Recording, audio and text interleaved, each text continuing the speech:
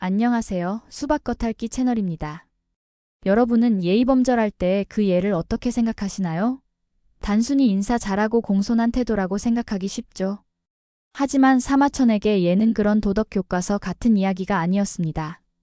그에게 예는 거대한 제국을 다스리는 통치 기술이자 인간의 욕망을 조절하는 정교한 사회공학적 장치였습니다. 오늘은 사마천이 예를 통해 설계하고자 했던 문명사적 비전과 그가 바라본 진나라와 한나라의 흥망성쇠를 파헤쳐 보겠습니다. 오늘 이야기의 순서입니다. 먼저 1장에서는 사마천이 말하는 예의 진짜 본질이 무엇인지 그 구조를 뜯어보겠습니다. 2장에서는 사마천의 사상적 스승이라 할 수 있는 순자와의 관계를 통해 예의 사회공학을 살펴보고 3장에서는 그가 꿈꾼 이상적인 통치와 현실 속 한 무제시대의 괴리를 짚어봅니다. 마지막 4장에서는 진나라가 망하고 한나라가 흥한 결정적 이유를 예의 유무로 해석한 사마천의 논리를 비판적으로 검토하며 마무리하겠습니다. 이야기를 시작하기 전에 시대적 배경을 먼저 봐야겠죠. 기원전 3세기에서 2세기 중국 대륙은 그야말로 격변의 시기였습니다. 수백 년간 이어진 전국시대의 분열이 끝나고 진나라와 한나라라는 거대 통일 제국이 들어선 때였죠. 물리적인 무력으로 천하는 통일했지만 통치자들에겐 더 큰 숙제가 남았습니다. 이 광활한 땅과 수많은 사람을 도대체 무엇으로 영원히 지배할 것인가? 진나라는 법가의 가혹한 형벌을 택했다가 15년 만에 망했고 그 뒤를 이은 한나라는 무의지치를 거쳐 한무제 때에 이르러서야 유교를 국가 이념으로 채택하며 예통치의 흉내를 내기 시작합니다.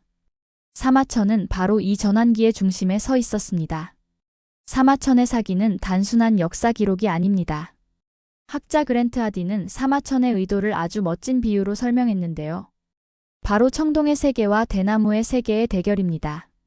진시황이 무력과 강압, 즉 청동으로 역사를 지배하려 했다면 사마천은 붓과 기록, 즉 대나무 죽간로 그 역사를 정복하려 했습니다. 그는 폭력적인 권력에 맞서 문헌적 규범과 문화적 정통성으로 새로운 문명사적 설계를 시도한 것입니다. 자, 그럼 사마천이 예에서 말하는 예란 도대체 무엇일까요? 본격적으로 1장으로 들어갑니다. 사마천은 예의 기원을 하늘의 신비한 명령에서 찾지 않았습니다. 아주 현실적으로 인간 생존을 위한 제도적 장치로 봤죠. 그는 예가 성립하기 위한 세 가지 근본, 즉 3본을 제시합니다. 첫째는 생명의 근원인 천지, 둘째는 혈연의 근원인 선조, 셋째는 정치와 교화의 근원인 군사입니다. 즉, 예는 이 세 가지 근본을 받드는 의례를 통해 우주적 정당성을 확보하는 시스템이라는 겁니다. 여기서 아주 흥미로운 개념이 나옵니다. 바로 욕망입니다. 사마천은 인간의 욕망을 부정하지 않았습니다. 욕망이 충족되지 않으면 불만이 생기고 그게 터지면 사회가 혼란해진다고 봤죠. 그래서 예의 기능은 두 가지입니다. 하나는 욕망이 폭주하지 않게 막는 저력이고 다른 하나는 입, 귀, 눈의 욕구를 적절히 채워주는 양욕입니다. 무조건 참으라고 했던 묵가와 달리 사마천은 예가 인간 감정의 자양분이 되어야 한다고 역설했습니다. 그런데 자원은 한정되어 있고 인간의 욕망은 끝이 없죠. 여기서 예의, 냉정한 사회적 기능이 작동합니다. 바로 구별입니다. 사마천은 예가 귀하고 천한 것, 어른과 아이, 부자와 빈자를 명확히 가르는 척도라고 말합니다. 누가 어떤 옷을 입고 어떤 수레를 탈지 분수를 정해주는 것이죠.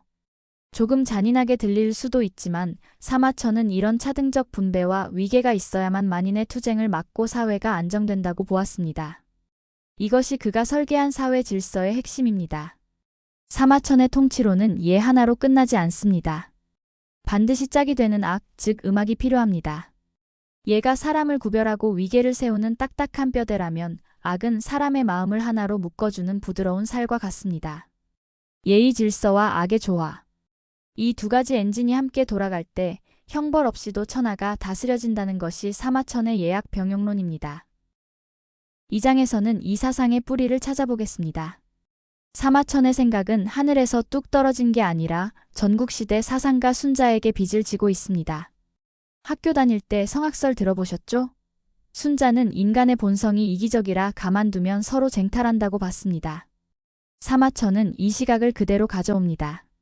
인간의 욕망은 필연적이고 이걸 인위적으로 조절하지 않으면 파국이 온다. 사마천의 예는 순자의 예론을 거의 뼈대 삼아 예가 인간 본성을 교화하는 필수적인 도구임을 강조합니다. 하지만 사마천은 철학자가 아니라 역사가입니다. 여기서 결정적인 차이가 발생합니다. 순자가 이상적인 국가는 이래야 한다고 당위를 말했다면 사마천은 역사 속에서 그 제도가 실제로 어떻게 작동했고 어떻게 망가졌는가를 추적했습니다. 추상적인 이론을 냉혹한 현실 정치의 실험대 위에 올려놓고 검증한 것이죠. 현대적인 관점에서 보면 사마천과 순자의 예로는 고도의 사회공학입니다. 인간의 사적인 욕망을 국가의 공적인 의무로 바꾸는 거대한 톱니바퀴를 설계한 셈이죠. 물론 이것은 사회 안정을 위한 탁월한 해안일 수 있습니다. 하지만 한편으론 억압적인 계급 질서를 자연의 이치인 양포장에서 기득권을 지키는 이데올로기라는 비판도 피할 수 없습니다. 사마천도 이 위험성을 모르지 않았을 겁니다. 3장에서는 사마천이 살았던 당대의 현실로 가보겠습니다. 이상은 높았지만 현실은 시궁창이라는 말이 딱 어울리는 상황이었습니다. 사마천이 꿈꾼 세상은 군주가 모범을 보이고 강압적인 형벌 없이 문화의 힘으로 다스려지는 자발적인 질서의 사회였습니다. 진시황의 청동의 세계를 넘어선 도덕적 문명사회를 갈망했죠. 하지만 그가 모셨던 황제 한무제의 현실은 달랐습니다. 겉으로는 유교를 숭상하고 각종 의례를 정비했지만 속내를 들여다보면 끔찍했습니다. 혹독한 관리들을 앞세워 형벌을 남발했고 전쟁 비용을 대기 위해 백성을 수탈했습니다.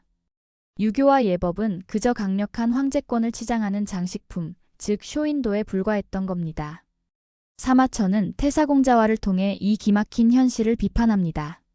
특히 무제시대의 유학자들을 아주 신랄하게 꼬집습니다.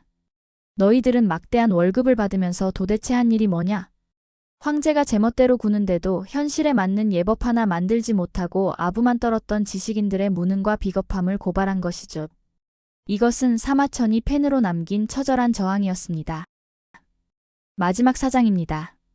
사마천은 진나라와 한나라의 운명을 가른 결정적 요인을 분석합니다. 천하를 통일했던 진나라는 왜 15년 만에 망했을까요? 사마천의 진단은 명쾌합니다. 예를 버렸기 때문이다. 진나라는 예와 덕을 없애고 오직 형벌과 공포로만 다스렸습니다. 그러다 보니 군신 간의 신뢰가 깨지고 민심이 떠나 결국 무너졌다는 겁니다. 이걸 현대학자 유리파인즈는 구조적 붕괴로 해석합니다. 진시황이 자신을 신처럼 높이면서 신하들과의 소통이 단절됐고 그 틈을 타 환관 조고 같은 인물이 권력을 농단하게 됩니다. 권력을 장악한 내조의 최측근 조고는 옥새를 무기로 황제와 관료 조직의 소통을 단절시킨 채 국정을 농단할 수 있었습니다. 예라는 보편적이고 공개적인 규범이 부재한 상태에서 권력자의 자의적인 폭력과 음모만 남게 된다는 것을 보여주는 역사적 교훈입니다. 반면 한나라는 어떻게 일어섰을까요? 사마천은 한나라가 예를 회복하고 재건했기 때문이라고 봅니다.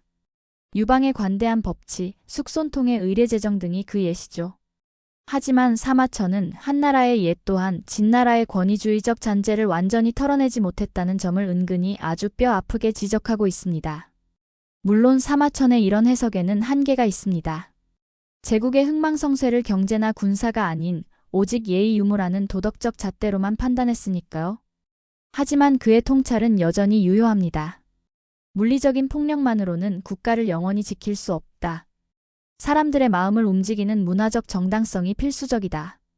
사마천은 이 진리를 역사를 통해 증명하려 했던 것입니다. 오늘의 이야기를 정리해 보겠습니다.